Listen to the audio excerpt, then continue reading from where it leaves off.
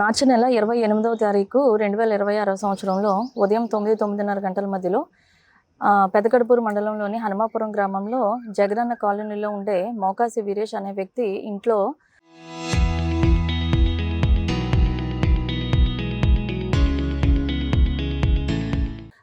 ఈ తాళం పగలగొట్టి లోపల బీరువా కూడా తాళం పగలగొట్టి కొన్ని బంగారు వెండి ఆభరణాలు చోరీ అయ్యాయని మనకి పెదగడుపూరు పోలీస్ స్టేషన్లో ఇచ్చిన ఫిర్యాదు మేరకు క్రైమ్ నెంబర్ 22/2026గా ఒక కేసు నమోదు చేసి మన కర్నూలు ఎస్పీ గారైన శ్రీ విక్రాంత్ పాటిల్ సార్ ఆదేశాల మేరకు నా పర్యవేక్షణలో మన కొసిగి సర్కిల్ ఇన్స్పెక్టర్ గారైన మంజునాథ్ గారు మరియు పెదకడుపూరు ఎస్ఐ గారైన మారుతి గారు వాళ్ళిద్దరూ కూడా వాళ్ళ స్టాఫ్ని 2 బృందాలుగా ఏర్పాటు చేసి ఈ కేసులో వేగవంతంగా దర్యాప్తు నిర్వహించడం జరిగింది.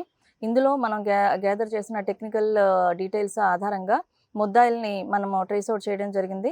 ఈ కేసుని ఇంతకుముందు వేరే కేసుల్లో కూడా ఈ ముద్దాయిలు ఇన్వాల్వ్ అయ్యారనే విషయం మనకు తెలియడంతో ఈ కేసును చాలా సీరియస్గా తీసుకుని ముద్దాయిల కోసం గాలిస్తున్న సమయంలో ఈరోజు అంటే ఏప్రిల్ 19వ తారీఖు 2026 సంవత్సరం సాయంత్రం 4:30 గంటల సమయంలో హనుమాపురంలోని ఎస్ఎంఎల్ కాలేజ్ దగ్గరలో ముద్దాయిలిద్దరిని మనం పట్టుకోవడం జరిగింది.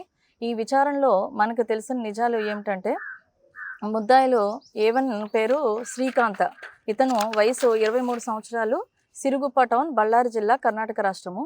A2 వచ్చేసి Pawan Kalyan, age 26 years, Sindhanur town, Ballari జిల్లా, కర్ణాటక రాష్ట్రం. వీళ్ళిద్దరూ కూడా రిలేటివ్స్, బావమరిది అవుతారు. వీళ్ళని విచారించినప్పుడు వీళ్ళకి ఆల్రెడీ ప్రీవియస్గా కేసెస్ ఉన్నాయని మన కొసిగి పోలీస్ స్టేషన్లో ఇస్వి కౌతాలం మన కర్నూలు జిల్లాలో, అలాగే కర్ణాటకలో సింధనూరు మన్వి పోలీస్ స్టేషన్లో దొంగతనాల కేసులు ఉన్నాయని తెలిసింది.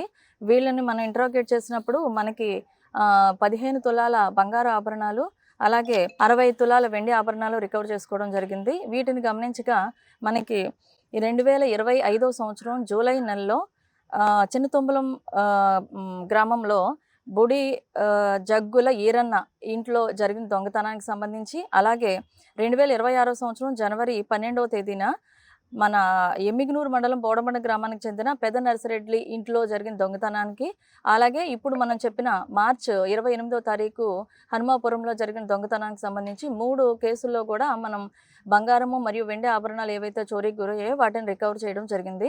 వీళ్ళని విచారించి తదుపరి కేసుల్లో వీళ్ళు ఏమైనా ఇన్వాల్వ్ అయ్యారేమో అవన్నీ గమనించి మరియు ఈ బంగారు వెండి వస్తువులను కూడా పరిశీలించి కోర్టు ద్వారా ఎవరికి బాధితులకి హ్యాండ్ ఓవర్ చేయడం జరుగుతుంది. అలాగే ముద్దాయిలను కూడా రిమాండ్కి పంపడం జరుగుతుంది.